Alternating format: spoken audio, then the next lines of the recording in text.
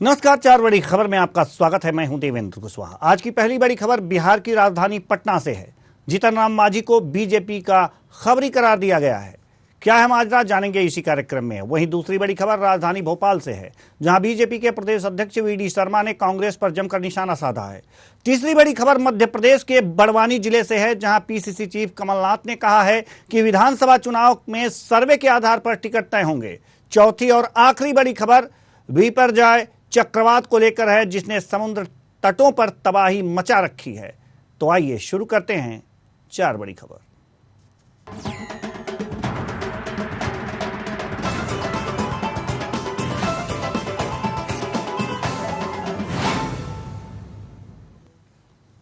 बिहार के सीएम नीतीश कुमार ने जीतन राम मांझी को बीजेपी का खबरी करार दिया है। सीएम ने कहा है कि जीतन राम मांझी ने हमसे कहा था या तो अपनी पार्टी का जेडीयू में विलय कर दीजिए या महागठबंधन से अलग हो जाइए। मांझी ने विलय के बजाय महागठबंधन से अलग होने का निर्णय ले लिया है और उनके बेटे संतोष सुमन ने मंत्री पद से इस्तीफा दे दिया है। नीतीश कुमार ने कहा है कि 23 जून को पटना में विपक्षी दलों की बैठक है। अगर मांझी महागठबंधन में रहते तो मीटिंग में जो भी बातें होती उसकी पूरी खबर बीजेपी को बता देते। इसलिए पहले ही कह दिया था कि विलय करिए या पार्टी का जेडीयू में या बाहर हो जाइए। महागठबंधन में मांझी जब थे तो बीजेपी के लोगों से मिल रहे थे। हमको पता था कि वह चले जाएंगे, लेकिन आकर हमसे कहते थे कहीं नहीं जाएंगे, आपके साथ रहेंगे। तो हम लोग फिर अलग हो गए। वो अलग हो गए तो उसी में वो चूंकि बीजेपी के लोगों की इच्छा थी कि उनको आप अपने साथ करके अपने शेयर का उनको दे दीजिए टिकट, वो दे दिए थे। लेकिन वो जो थे जीतन मांझी, तो आपको मालूम है जी, हम रिजाइन कर दिए थे। आपको याद है ना 14 की कहानी, लोकसभा के चुनाव के बाद, और हमने अपनी जगह उस व्यक्ति को बना दिया। अब वो अभी क्या बोलते रहते हैं उनको नहीं पता है। पार्टी का कोई नहीं चाह रहा था कि आप छोड़िए, तो हम छोड़ के उस आदमी को कोई दूसरा नहीं नाम दिया था। हमने इसलिए सोचा कि हम हटेंगे तो हम एक शेड्यूल कास्ट को बनाएंगे, तो ये हम कर दिए थे। और उसका तो उनका ठीक रूप नहीं था, तो 2 ही महीना के बाद पार्टी का लोग, तो हम शुरू में नहीं माने, बाद में हम स्वीकार कर लिए कि कई लोगों को हटा दिया, तो फिर हम लोग आ गए।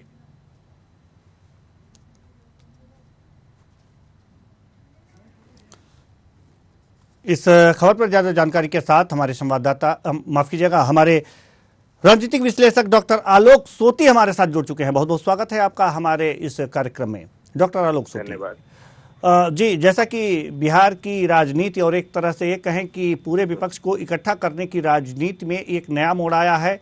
जीतन राम मांझी को खबरीलाल बताया गया है बीजेपी का। ये कौन सी राजनीति है सर? देवेंद्र जी, थोड़ा सा समझना पड़ेगा बिहार की पृष्ठभूमि पे। अगर कहा जाए तो भारत में एक ऐसा राज्य है जहाँ पे सबसे ज्यादा अनुसूचित जनजाति के लोग रहते हैं। आप अगर पूर्व में देखें, रामविलास पासवान हुआ करते थे, जो कि इन वोटों पे, जो शेड्यूल कास्ट वोट है, उन पे उनका अधिकार होता था और बहुत ही युवा में वो केंद्रीय मंत्री बने। लेकिन कुछ दिनों बाद जब उनकी मृत्यु हो गई तो उनके बेटे चिराग पासवान उतना नहीं कर पाए, और साथ में उनके जो भाई थे उनके बीच में, यानी चिराग पासवान के जो चाचा थे, अनबन हुई, जिसकी वजह से पार्टी कमजोर हुई। लेकिन इसी बीच एक और इवेंट हुआ जिसमें जीतन राम मांझी, जो कि नीतीश कुमार की पार्टी के ही सदस्य थे, नीतीश कुमार जी को इस्तीफा देना पड़ा, वही आज बाइट में कह रहे थे, और इनको मुख्यमंत्री बनाया। जैसे ही जीतन राम मांझी मुख्यमंत्री बने बिहार के, ये शेड्यूल कास्ट कम्युनिटी को बिलोंग करते हैं, तो इनको एकदम से एक अपलिफ्टमेंट मिल गया, जिसके बाद ये हुआ कि मजबूरी में इनको हटाना पड़ा, तो इन्होंने जेडीयू को छोड़ के एक अपनी पार्टी बना ली। और पार्टी बनाने के बाद ये जो अनुसूचित जनजाति के जो वोट थे उस पे अपना ये अधिकार दिखाने लगे। अभी बीच में देखा था अपनी पार्टी के साथ जेडीयू में मिले हुए थे।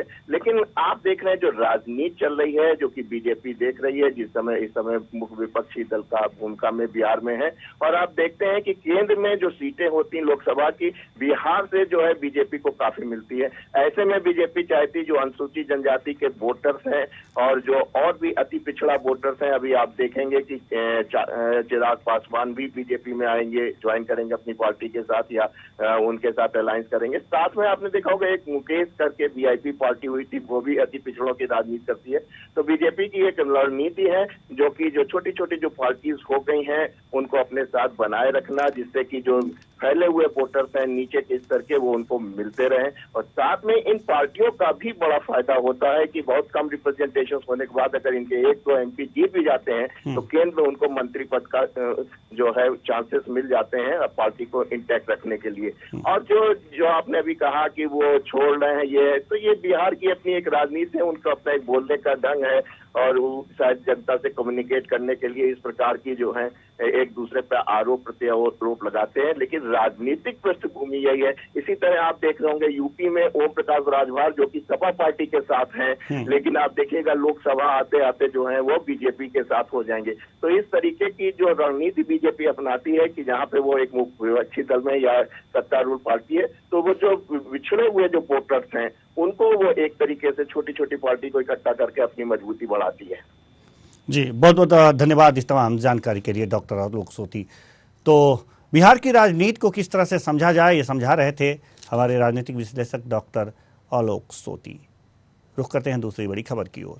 मध्य प्रदेश विधानसभा चुनाव से ठीक पहले कमलनाथ के गढ़ में कमल खिला है। छिंदवाड़ा में नगरीय निकाय के उपचुनाव में बीजेपी ने कांग्रेस के पार्षद प्रत्याशी को हरा दिया। नगर निकाय के उपचुनाव में कांग्रेस हार गई है। इस पर बीजेपी प्रदेश अध्यक्ष वीडी शर्मा ने कहा है कि 2023 के चुनाव का आगाज है, अभी तो यह अंगड़ाई है, आगे आगे देखते जाइए। बीजेपी प्रदेश अध्यक्ष वीडी शर्मा ने कहा है कि बीजेपी ने छिंदवाड़ा नगर निगम में आज पार्षद उपचुनाव में इतिहास बनाया है। छिंदवाड़ा गरीब कल्याण के हितग्राहियों का गढ़ है। कमलनाथ के अपील जारी करने के बाद भी बीजेपी के प्रत्याशी ने 436 वोटों से जीत हासिल कर इतिहास बनाया है। यह 2023 के चुनाव का आगाज है, अभी तो यह अंगड़ाई है, आगे देखते जाइए।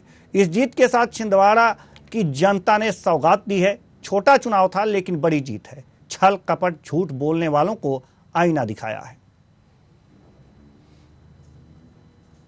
माननीय प्रधानमंत्री नरेंद्र मोदी जी की, माननीय मुख्यमंत्री जी की गरीब कल्याण की योजनाओं का गढ़, जो मैंने कहा था कि छिंदवाड़ा किसका गढ़ है, तो मैंने उस दिन मीडिया को उल्लेखित किया था कि छिंदवाड़ा गरीब कल्याण की योजनाओं के हितग्राहियों का गढ़ है। आज ये साबित हुआ है कि पार्षद के चुनाव में श्रीमान कमलनाथ जी के अपील जारी करने के बाद, नकुलनाथ और कमलनाथ जी के एक छोटे से पार्षद के चुनाव में इन्वॉल्वमेंट होने के बाद सभी बूथों पर भारतीय जनता पार्टी ने जीत का इतिहास बना करके 436 वोटों से भारतीय जनता पार्टी के प्रत्याशी 436 वोटों से भारतीय जनता पार्टी के प्रत्याशी लगभग 62% वोट पाकर के आज छिंदवाड़ा के अंदर इतिहास बनाया है। इस खबर पर ज्यादा जानकारी के साथ हमारे संवाददाता विवेक सिंह हमारे साथ जुड़ चुके हैं। जी विवेक, हम आपसे जानना चाहेंगे कि छिंदवाड़ा में नगर निकाय उपचुनाव में बीजेपी की जीत हुई है और इसे अगर जो कहा जाए मध्य प्रदेश बीजेपी ये कह रही है कि 2023 का आगाज है, कितना आगाज समझें इसे? देखिए बिल्कुल स्पष्ट तौर पर अगर हम बात करें, जिस तरीके से आज 13 जगह नगरीय निकाय चुनाव के उपचुनाव थे और जिसमें अगर हम बात करें सीटों के परिणामों के, तो इसमें कहीं ना कहीं अगर हम बात करें तो कांग्रेस को 6 सीटें हासिल हुई हैं, वहीं कांग्रेस बीजेपी को 7 मिली हैं। अगर हम बात करें जिस तरीके से आज आवाज बहुत ज्यादा कट रही है देवेंद्र जी। आपकी आवाज तो यहाँ साफ आ रही है जी, जारी हो रहा है देवेंद्र, रिपीट हो रही है जी। हम इसे ठीक कराने का प्रयास कर रहे हैं।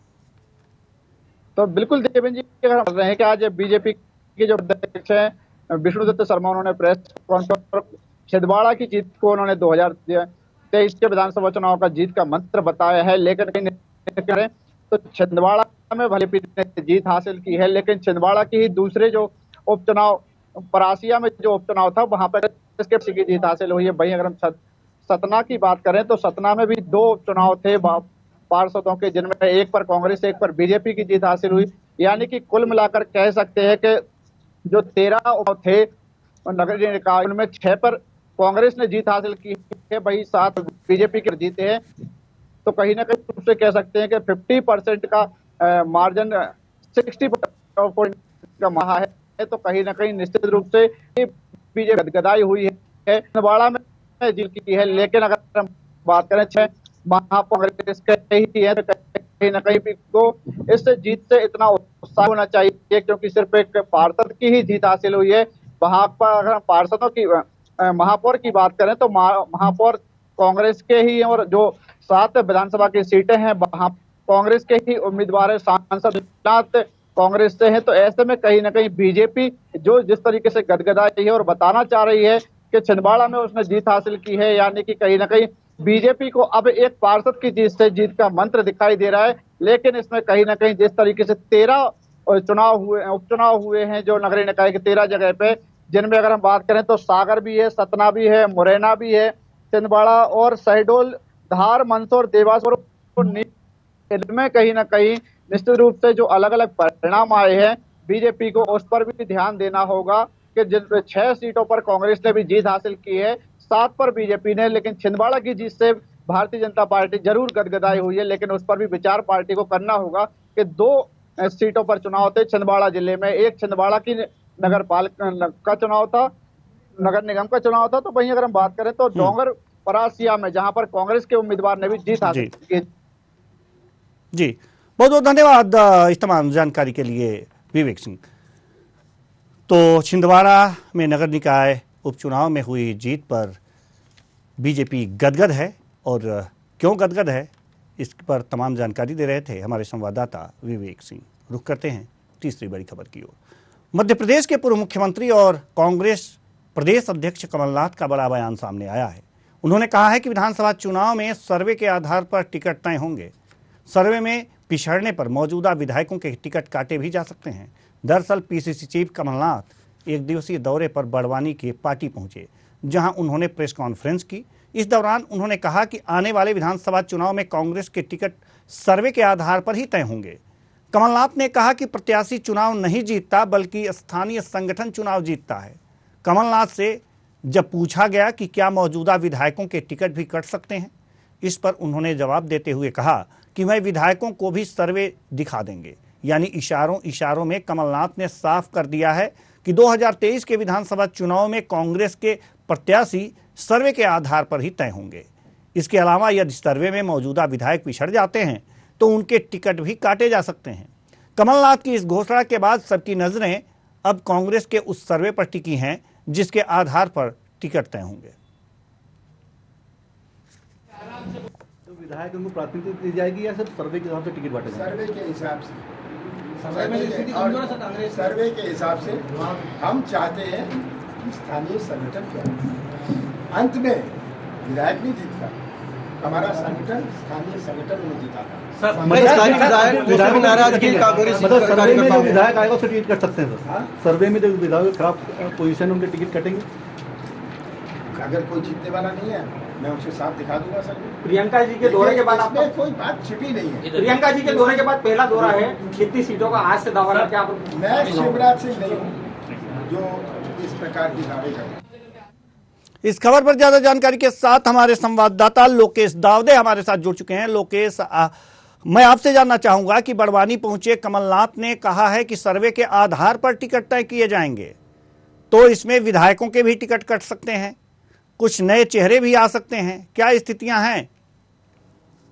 मैं बता दूं कि मध्य प्रदेश में 2023 के अंत में विधानसभा 230 विधानसभा सीटों पर चुनाव होना है। ऐसे में बड़वानी जिले के विधानसभा पार्टी ब्लॉक में आज चुनावी एक दिवसीय दौरा कमलनाथ का था, जहां एक और पूर्व मुख्यमंत्री कमलनाथ के सर्वप्रथम सभा स्थल से पहुंचने से पहले वहां पर कार्यकर्ताओं मंडल सेक्टरों से भेंट की, जिसके बाद मीडिया से चर्चा की। जहां एक और मीडिया के प्रश्नों को जवाब देते हुए उन्होंने कहा है कि किस तरीके से मध्य प्रदेश के जो 2023 के अंत तक चुनाव होना है, ऐसे में टिकट जो है प्रत्याशी को सर्वे के आधार पर दिए जाएंगे। हालांकि मौजूदा विधायकों के भी टिकट की बात को लेकर कहा है कि किसी की कमलनाथ ने अब जो प्रत्याशी है जो उन्हें सर्वे के आधार पर टिकट ही प्राप्त होंगे। हालांकि जो चुनाव प्रत्याशी जीतता है वो प्रत्याशी चुनाव जीत कर नहीं आता है, बल्कि स्थानीय संगठन के चुनाव के आधार पर चुनाव जीत कर आता है। देवेन जी लोकेश, जैसा कि पीसीसी चीफ कमलनाथ ने कहा है कि संगठन चुनाव जीतता है, तो फिर विधायकों के और प्रत्याशियों के सर्वे कराने की क्या जरूरत है? आप ये देख लो कि कहाँ संगठन आपका मजबूत है, वहां आपके प्रत्याशी चुनाव जीत जाएंगे, फिर सर्वे की क्या जरूरत है? सर्वे संगठन का होना चाहिए। बिल्कुल देवन, जिस तरीके से मध्य प्रदेश के 2023 के अंत तक चुनाव होना है, वैसे में अब सर्वे के आधार पर ही चुनाव लड़े जाएंगे। जहाँ है को 2018 के जो चुनाव को लेकर कमलनाथ ने कहा है कि मीडिया के सवालों को जवाब देते हुए कहा कि ये 2018 के कमलनाथ नहीं है, 2023 के अब कमलनाथ है। इससे स्थिति साफ होती है कि अब जो है टिकट है वो प्रत्याशियों के सर्वे के आधार पर ही बटे जाएंगे। हालांकि संगठन की मैं बात करूं कि इस बार जो संगठन को लेकर जो चुनाव होना है वो कहीं ना कहीं अब प्रत्याशियों के टिकट के सर्वे के आधार पर चुनाव बांटे जाएंगे। जहां और मौजूदा विधायकों को टिकट की बात को लेकर भी उन्होंने बड़ा बयान दिया है कि अब जो है 2023 के चुनाव सर्वे के आधार के मुताबिक उन प्रत्याशी को दिए जाएंगे। हालांकि इशारों में कह दिया है कि जिन विधायकों के जो विधायक जो है जो काफी समय से भी है जो लगातार विधायक बने हुए हैं, ये अब सर्वे के आधार पर उन विधायकों की स्थिति रिपोर्ट की जाती है तो उनके भी टिकट काटे जाएंगे। देवेंद्र जी, तो जिन विधायकों के टिकट काटे जाएंगे वास्तव में वो संतुष्ट नहीं होंगे पार्टी से, तो कुछ जो है नाराजगी जाहिर करेंगे। ऐसे में उनकी नाराजगी को दूर करने के क्या उपाय करेगी कांग्रेस?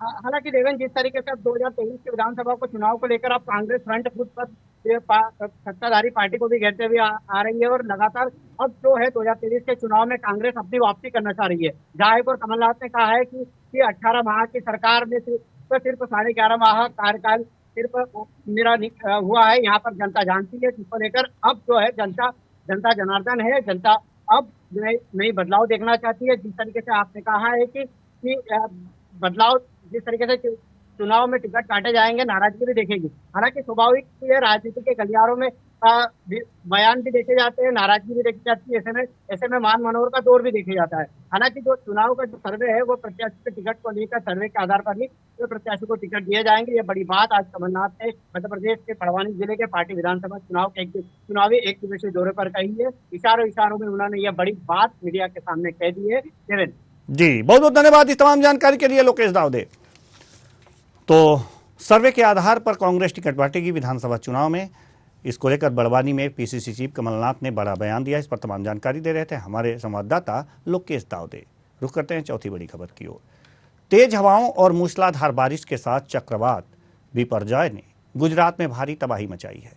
कमजोर पड़ने से पहले चक्रवात ने जनजीवन अस्त व्यस्त कर दिया, पेड़ उखाड़ फेंके, बिजली पूरी तरह से ठप है।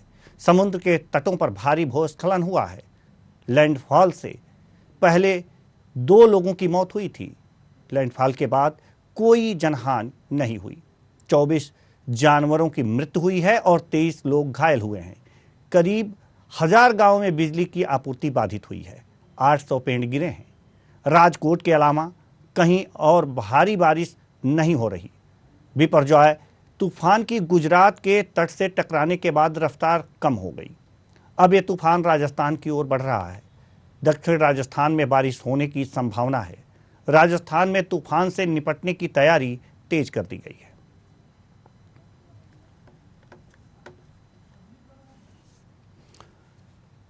तो बिपरजॉय तूफान ने गुजरात में भारी तबाही मचाई है।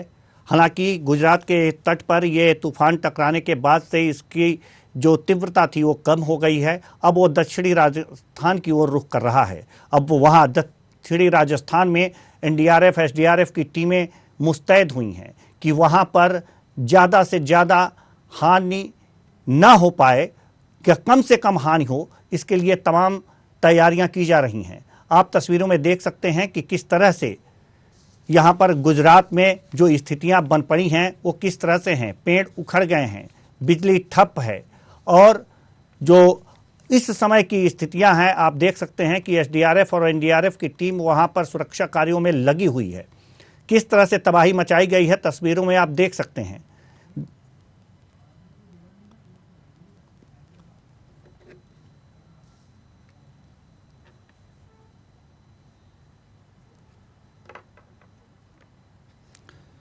तो 4 बड़ी खबरों में आज के लिए बस इतना ही। मुझे दीजिए इजाजत।